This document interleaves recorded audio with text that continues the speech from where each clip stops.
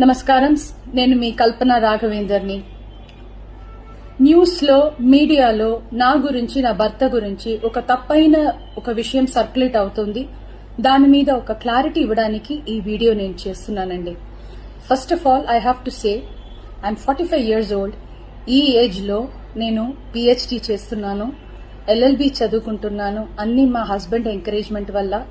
So చాలా విషయాలు చేస్తున్నాను. And for today's musical industry I'm trying to update my self. I'm trying to do different kinds of concerts.